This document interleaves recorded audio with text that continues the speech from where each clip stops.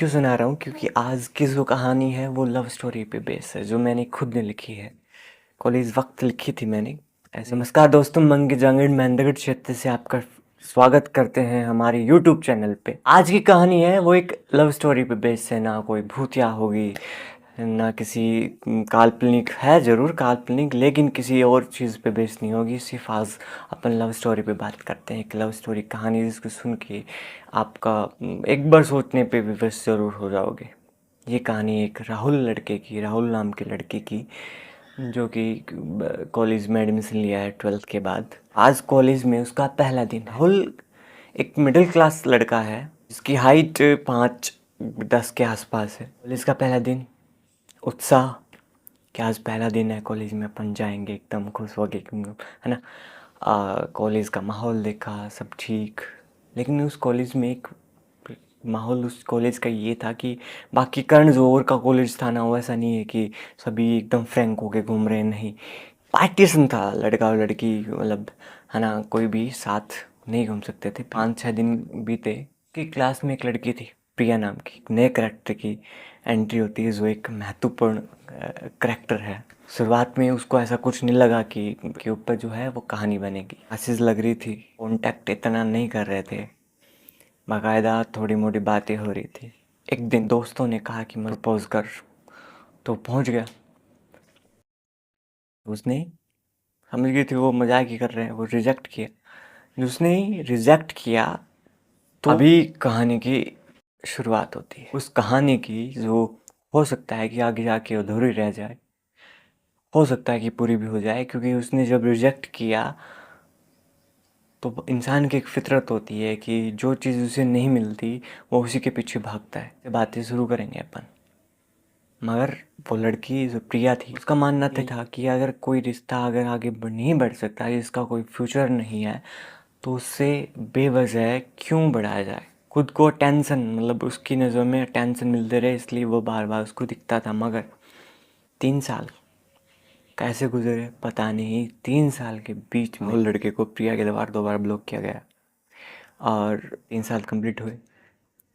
उसके दिल में एक गिला था कि काश अगर ये 3 साल अगर बात भी हो जाती तो काफ़ी था। एक दिन वो कहीं मिले और लड़की के हाथ में कार्ड था शादी का। उसने लड़के को दिया। लड़के ने कहा कि 5 मिनट में उन 3 सालों को जी सके जिसे वो जीना चाहता था। उसने बार कहा कि मुझे सिर्फ तुम्हारी ज़िंदगी के 5 मिनट चाहिए जिससे वो कि पूरी ज़िंदगी जी सके। लड़की हल्की मुस्कुराई और उसे कहा ठीक है। अगला सीन, क्लाइमैक्स बात पे गौर किया जाए कि वो कह रहा था कि 5 मिनट में सारी ज़िंदगी जी जाए। कैफे में बैठे हैं, टेबल है, राउंड टेबल है, बीच में 2 कॉफ़ी रखी हैं। फ़ोन में टाइमर सेट किया 5 मिनट का। वो लड़की सोच रही थी कि टाइमर सेट क्यों कर रहा है, 1-2 मिनट ऊपर नीचे हो सकती हैं बात करते वक्त, ऐसी कोई जल्दी नहीं है। मगर उसने टाइमर सेट किया और वो बैठ के सिर्फ एक जो चिन्ह है उसके ऊपर रखा और उसको सिर्फ निहार रहा था। उसने कहा कि तुम जो कहना चाहो कह सकते हो उन 3 सालों के बारे में।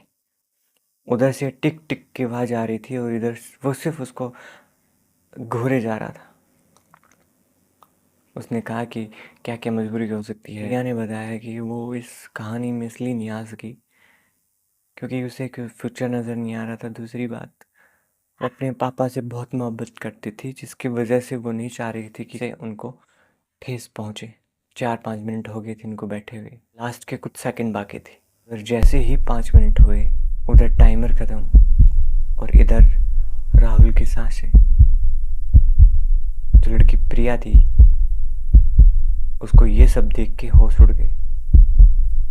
उसकी एक तरफ वो टाइमर था जिसमें टाइम रुक गया था और दूसरी तरफ राहुल जिसकी सांसें रुक गई थी। उसे सिर्फ एक चीज़ सुनाई दे रही थी, वो गज़ल जो मैंने स्टार्टिंग में सुनाई थी कि उसका हमसे ये मान था कि उम्र गुजार दीजिए, उम्र गुजार दी गई।